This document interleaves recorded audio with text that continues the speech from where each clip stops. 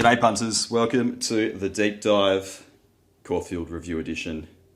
Jack Dickens, congratulations, 7 months straight of winning with yourself and Jackson Oldham. It's been a monstrous achievement, and we're just about to hit peak time of year. Spring is here. Yeah, we are absolutely flying, eh? It's been stressful. You feel sort of like it's going to even out, but it hasn't. And I think it's going to get easier as the better horses come back. Saturday was pretty simple, really. We could have probably pulled the trigger on two other winners, but I was worried their maps. That's Masked Crusader and Probabil. But, yeah, life's good. Yeah. How are you going, Curls? For those playing at home, Curly... he won last week, so he'll sort of let those long locks down again. You know, you might be thinking, well, didn't he get pissed and sort of put on a show on Monday at a wedding? He did, but he won, so he put on a fair bit of a clinic. It looked like a bit of I'm not going to say Airbnb gear, but it could have been. I don't know. He looks dusty this morning. Rugby league finals yesterday, Kills. Yes, qualifying final out at Clifton. It's a 4-stubby road trip out there. A few classics I let rip, like, you've only got one eye ref and you piss out of it. Let rip 2 of them. It's the usual, get him on side, sir. He's been doing it all day, sir. Get him back to 10. I've got no idea what time I'm going to know. Has there been any correspondence with Mrs. Curls? Yeah, well, I'll tell you, there's no Airbnb action. Shut that, Curly. The only... Didn't have any short little bitches hiding in the cupboards when you got home, did you? No, the only orgy going on with me is me fucking myself at the moment.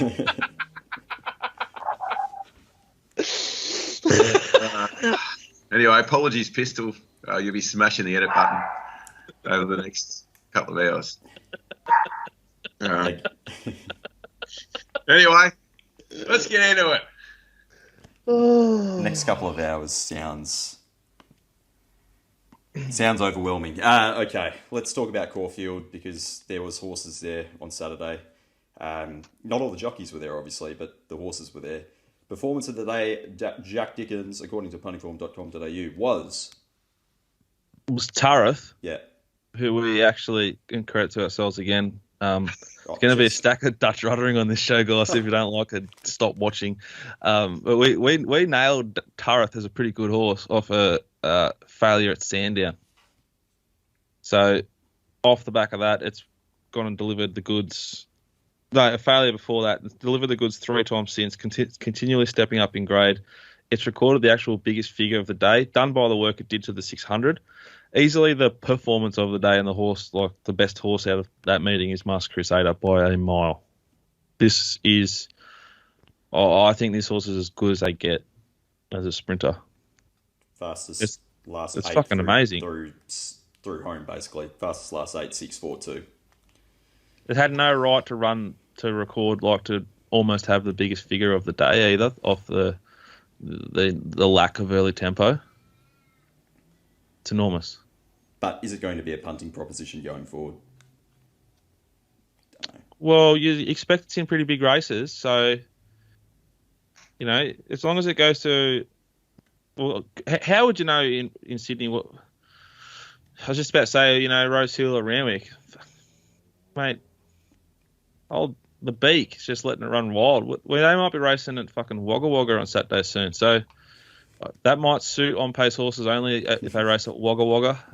But if it stays in Victoria and races goes to a track like Flemington, it's going to have an improved chance. It was not suited at all on Saturday. I saw a little bit of commentary suggesting the track was fair to even. It was biased and it favoured on-pace horses. You needed to settle midfield or worse. Ayrton and maybe Masked Crusader, the only two that settled worse than midfield that won. The only two that were sort of 5 lengths or worse away from the lead at the 600. And they're probably 2 of the better horses out of the meeting. I wouldn't be surprised if this is a red-hot form meeting. There's just proper horses all scattered all through the day. That's just what happens when you get good horses back, isn't it? It's exciting. Makes a It's difference. it's a lot more enjoyable to review this meeting from a racing fan's point of view, not just like getting through the data as from a work point of view. You know, like I think Behemoth probably got more to come. The post-race comments from Preble suggested that too. The data looks like maybe that's right. Artorias couldn't have done more than it did. Like we said, it was given no favours where it settled in run. I think even the stayer Bartholomew Diaz, it went enormous. Anavisto went enormous. Anavisto was it drifted like 8%. It was not there to win, and it ran a huge race and almost did. I think it's a really, really deep meeting. Okay. You mentioned Ayrton before. What did the data tell you on review? That it settled well worse than midfield. Assisted slightly by the race shape through the middle section, but John Allen gave this thing a peach.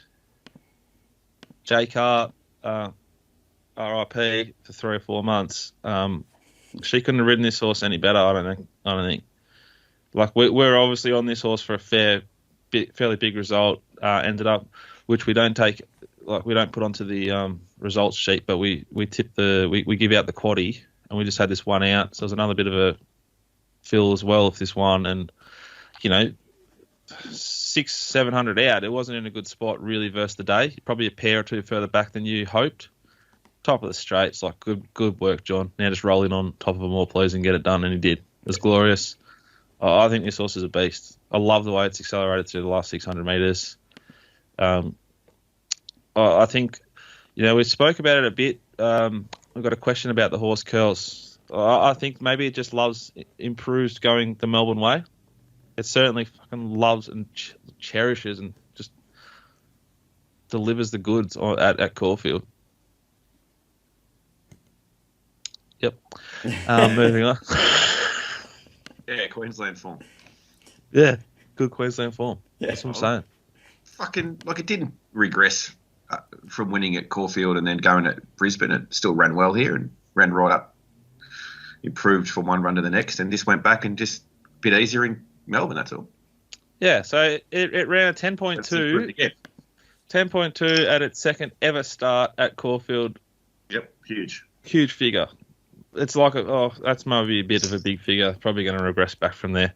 Came back at Caulfield off a good trial. We backed it. It ran an 8.6, which is a really big figure to run first up off that sort of yo-yo it had delivered in the first 2 starts. It basically sustained that level of 7.4, then an 8.5 in Queensland. And now it's returned to 10.9. Yep. So this is a new peak. This is a really nice training performance from the Pike Kent joint. I just think it's a really nice horse. And it's no shock that it got beat in Brisbane with a Brisbane horse running a career peak that it hasn't got within fucking 2 lengths of since. Don't worry about that. That's very Queensland. Yeah, so, exactly right. Would have easily been unbeaten in Queensland. Standard. All right, let's talk about the 3-year-olds for a sec. You did mention Artorias, but what about the other ones around it? Bruckner, Hearsey, down the Lightsaber General Bow. Are you following anything out of the race besides the flashing obvious? I think these horses will have a hard time beating Artorias ever again off the return. I thought this, like John Allen's ride on Bruckner was a thing of beauty. I thought about backing this in run off the 5-second delay off the TV. It was going that well, and it was just in that slot. But I didn't. I just I stuck true and just let the race go. Fascinating behaviour. Like some of these camps, the way they place horses, like this Ciurleo for the Victorian, like real sick people, not obviously just punter sick, not participant sick, which we're going to talk about later, which is a whole different level of sick. But those of us who bet on this like most days and saw the absolute hemorrhage, the steam that came for Ciurleo to win, I think it was a maiden or just a softer race at Sandown first up, and then it didn't win. They've then sent it to town. So there's a horse that camp obviously had a big opinion of. We're going to win. We're going to win first up. It now hasn't won twice. I don't know what they're doing with it. I think Hearsay, probably that's its level. General Bow, blessed in run, nice ride. Wonder the the chat amongst jockeys on like WhatsApp or whatever they use, it wouldn't be WhatsApp. This must be, they must just be going, oh my God, I'm going to buy that 14th big house on the peninsula. Like, And then rent it out on Airbnb. yeah, I'm going to Airbnb it. One of my ideas, and I'll give this one out for free. If I ran racing, I would, because I'm pretty sure Mellum and Zara are going to be homeless, you'd think. Surely. Put them in like a Big Brother style house. Embrace it. Our participants are sick. Very, very sick. And people will watch it. Yeah. That'll actually bring new eyeballs to the sport. Put them in one of... Like Willow is gonna make that much money over the next 3 months. It's not funny. Willow and Oliver are gonna clean up. Johnny Allen clean up. Luke Curry, Christmas just came. D Lane, Joe McNeil. These blokes are gonna make so much fucking money. They must be so happy. I'm more concerned about who we're going to force into the role of pin-up girl. Linda Meach, maybe. Probably a bit old, weathered, had a kids. Probably. I don't know who they're going to use now. They're going to have to force someone into the role. I don't know how to answer that. If you've got any suggestions, please dial into the mailbag. Let's finish off on the ponies. I Let Us Australia, and then we'll talk about it. So we know where we've got to start editing from too. Anyway, that's probably it for the ponies anyway, isn't it? You're great, yeah. Yeah, I think you've mentioned all the ones you wanted to. Probabeel, yeah. Probabeel did what it did first up. Was it first up last prep when it sat 3 wide, no cover and won anyway? It was a nice piece of work, wasn't it? Yeah. Really just sort of get through the gears sort of behaviour. She's just better than these. That was the key. Just better than them. That's so. And ridden like she was a lot better than them, which was nice. A little bit like the Ayrton ride. Well, it's time to get moving. We're better than these. I don't care if we're 17 wide. Rebel did the same, really. Behemoth didn't want to get strung up. Well, we should talk about that. What a piece of riding. Nice ride. And shut the gate and made that Bo Rossa have to ease and switch around heels. He shut 2 gates at once, and Tefane was like an 8% steam. They all wanted to be on it, and he was behind it and made that move and put him in the pocket. It was fucking delicious. If you're on Behemoth like we were, God bless you. God bless you, Preble. Great ride. Beaten Brigade, inspirational girl, pass mark for you. Pass mark, I thought. Just on Probability, returned like a length less than it did at the same race, same setup last time. And they went a lot quicker to the 600 there, first up last time, so she's flying. Yep. Beaten Brigade in the good race, well, I don't know. I was going to ask you about Inspirational Girl. I think Inspirational Girl, Aegon, and Colette are all just like box tickers. Aegon, yeah. But not a big stamp, but a good big tick. Yeah. He's got to be able to overcome being trained by D. O'Brien. That's its issue. Yeah.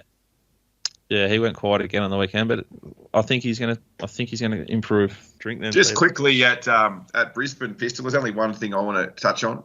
Okay. 2 actually. There's a few things I want to touch on, but there's 2 horses in particular I want to mention. The move returned a -10 figure.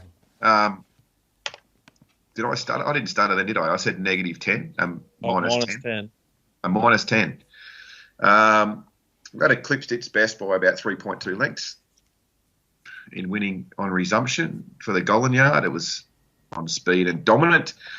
The other horse that was well backed, it was like $1.80 into $1.50 or something, was We Own a Smart One from the DVD Yard. We got on the back of a DVD runner on Friday that got the job done for us, and he looks to be back, and We Own a Smart One. It went out -7.4 to the 600, home in +1.2. Just broke their hearts. Yeah, they went quick, and it got the job done as well. So I think they're 2 horses out of the meeting that are going to go around very short. Jeez, you sound congested, Kels. I'm fine. A little bit crook. I always get like a little bit of a cold after I have a big weekend on the grog. I did celebrate Melbourne's win too Saturday night. Just quiet. Let's not talk about football, please. Just punched 3 bottles of Shiraz into me. And had a cheese board like every good Melbourne supporter. After doing the mounting yard at Toowoomba, it was a great day. That was Queensland. They're the 2 horses that will win again out of the meeting. They'll be prohibitive odds. I don't think they'll meet. But I don't know. We had a smart one. I'd love to see DVD travel this horse down south and see how he measures up. I think it's got plenty. We had a smart one I'm talking about. Yeah. Indeed. Yeah. All right. Anyway, thanks for coming.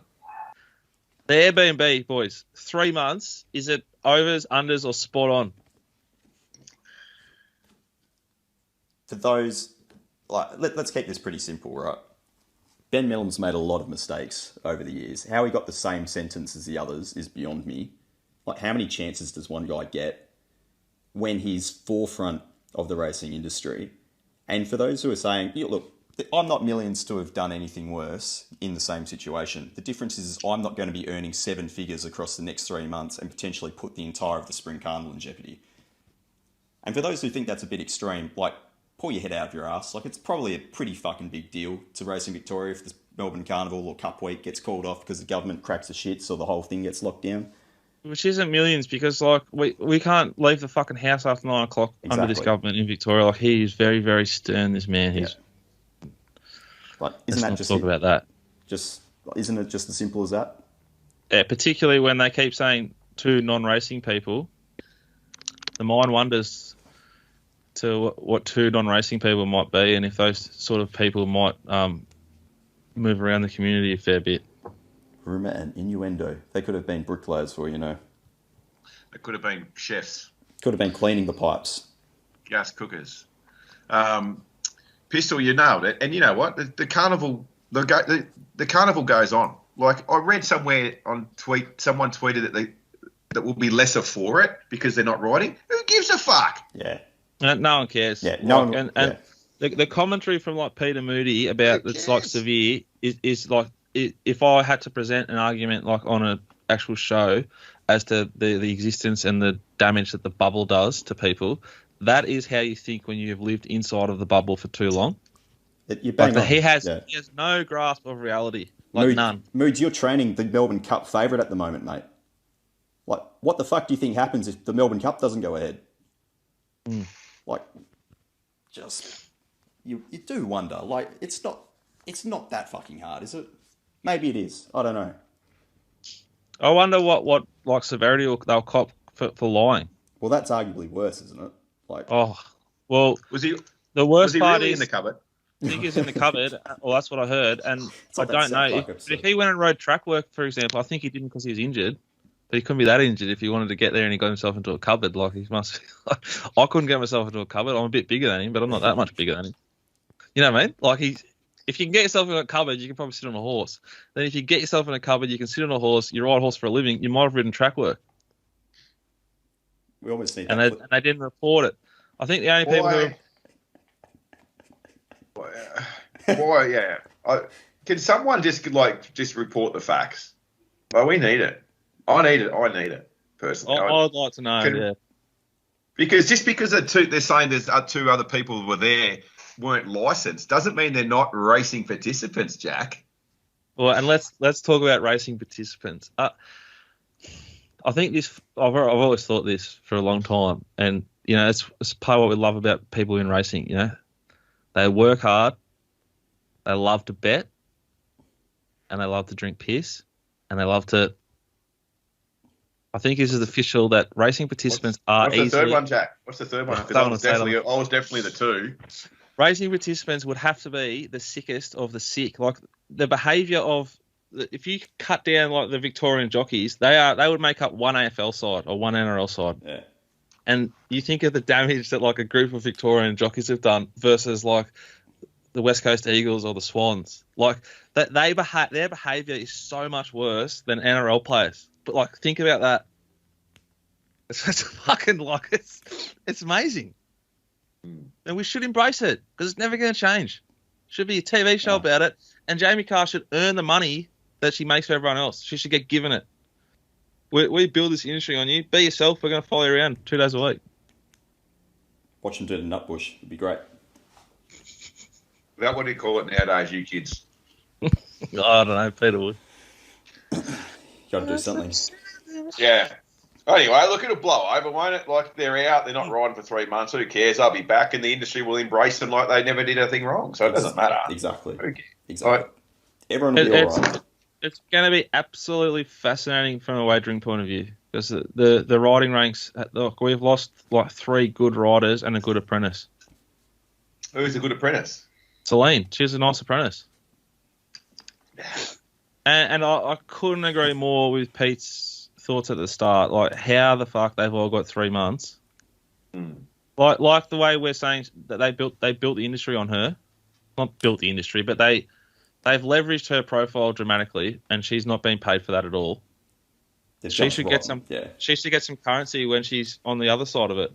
Surely, like Chop King was like that. You know, like the young bloke coming out of under 18s and playing his first season game, just hanging around with the big boys and just doing it as sort of like stay in the circle. He's going, no, hey mate, you're not going home yet. We're kicking on. And he's going, like, all right, like surely we've all been there. Imagine the jockeys. It could have been.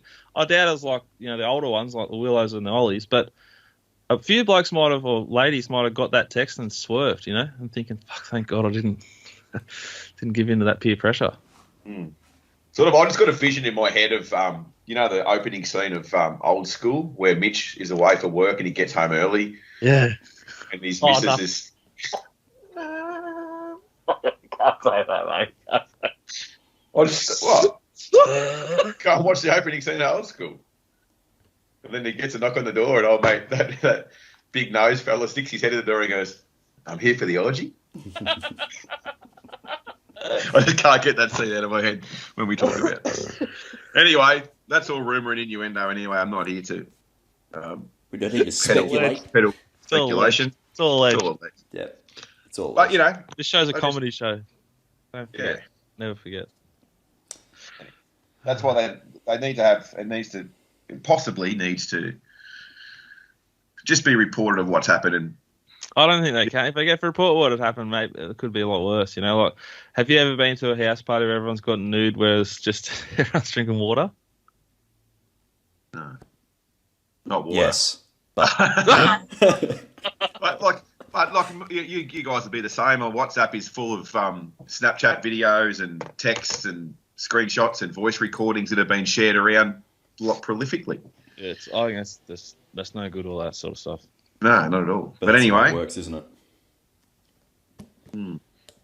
I think the summary though is that there's actually nothing wrong with anything they did if it wasn't for the COVID situation which we face. Well, we wouldn't be talking about it because it would just wouldn't be in the news. But it still would be, I reckon, the way that it was caught. It's only COVID. The COVID breach is what the issue is. I've got no issue with anything else. No. Nor should anyone have. Yeah. That's what I mean. So it should be like embraced, all the other stuff. Yeah, I'm not sure we're going to make a Big Brother style show about it, Jack, but yeah, we can ask. How good would that be, just watching them watch TV? It would just be Gogglebox racing style. They're just watching the racing. They just got .com on all day. Yeah, just going over their rides, talking about their day. I'm off for a sweat. I'm doing this, I'm doing that. They're ragging TB every time he early crows and then gets it right. That's why it lost. Yeah, that's why it lost. Yeah, definitely. He went the early crow. Was it because I went at the 600? We love your TV. Makes you wonder what they'd say in the jockeys' room, eh? Like, if they could organise an Airbnb, what else are they organising? Like, honestly.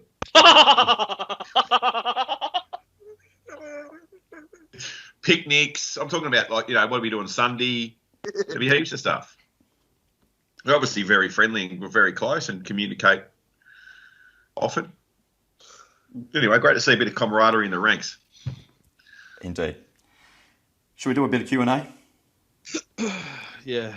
Why not? This is from Ryan. Hey lads, quality weekend on the punt. Well done. Recently, I've been trying to find the best Betfair app to bet through. I'm wondering what you guys use. The feature I've been looking for is to be able to set how much one unit is worth and then place bets based on units rather than actual dollar figures. It seems like it'd be an easy feature to create, but I haven't found anything quite right. Have you guys or have any listeners? Cheers from Ryan. I use Bet Angel, and it's very easy to use. I think takes a little bit of time to get your head around at the start, but there's probably, I can't remember how I got into it. There's probably a stack of online educational pieces on actual setting up your sort of dashboard, I guess you'd call it. Mm-hmm. And you can easily set a value amount per button, and it allows you to one-click bet, which it can be dangerous if your name's Ross Brody, but it's certainly an asset long term. Yeah. One-click bet, back or lay, and you can set like you're wanting to do to a unit size, or you can do it to a win amount and a liability amount, which is a great tool. You can also do percentage of your book and all that sort of stuff, or percentage of your current bank as well. But I'm sure, Gruss has very similar features, as does Geek's Toy. I'm sure. I think Geek's Toy maybe has a few less features, but some people like it because it works a little bit faster as a result. So I think they're all basically the same, really, aren't they? Yeah, within they might have one or two different features, but that depends on how deep you want to go down the rabbit hole. I'd say they're like an Xbox and a PlayStation. Once you buy one, you're probably going to have to stick with it, but they're virtually the same thing. All right, guys. Week ahead. It's a good question, Peter. Yeah, isn't it? I thought it was. That's why I asked it, and I do. I've got a great week. I'll go first. Wednesday, the 1st of September, is Doomben. There's no other meetings in Southeast Queensland during this week. There's only the one on Wednesday at Doomben, and then we've got the usual Saturday, Eagle Farm, Gold Coast, Toowoomba. That is a good week, actually. Ripper. It's a very good week. Jack Dickens, you've got... We've got a great week. We've had a bet today, Vanilla. Oh. Which was the only bet we have today. Beautiful. Royal Sandown Wednesday. Cranbourne Thursday. Try and pinch a mate in there. And then Bendigo Friday, which looks good. The Valley Saturday. And then bloody Geelong on Sunday. So... You'd probably be getting race by race Wednesday, Saturday, and probably even Sunday, and look to bet heavily on Friday as well. All right, Dickens, before we finish up, we've got a new feature here at the mailbag. I think it's possibly a world first. I don't want to get too excited, but it probably is. It's not a world first, and I expect it to build. Yeah. Build over the journey. But this is the first. The Bad Beat Hotline. So if you have a result that doesn't go your way and you want to vent and you want someone to listen to that venting, you can dial up the Bad Beat Hotline here at the mailbag and you can vent, spray, have your say. Do you want to play some examples from the weekend? It can also be something positive. It doesn't always have to be negative, but this is the Uber punter. Holy hell. PM. Okay, guys, Harry Spurger. Look, just a quick bad beat. A few days ago, probably heard of this one.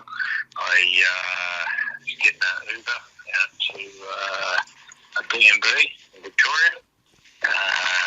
Mate of mine had promised a good time anyway. Long story short, I turned up just after midnight, jumped out of the car, looking for the action. Little bit happening, jumped back in the vehicle, took off in the Uber, so I guess missed out on a winning ride, but I guess I dodged the $5,000 fee. But geez, the Uber cost a few bucks. All right, boys, good on you. That's exactly what I was after. That is perfect. All right, if you want to get involved, we'll be posting the number on social media. You can feature on the deep dive or on some of our socials. Can't wait to see what happens over the course of spring. Boys, until Thursday. Bye. Bye for now. Get the Platinum Pack and bet with us every single day.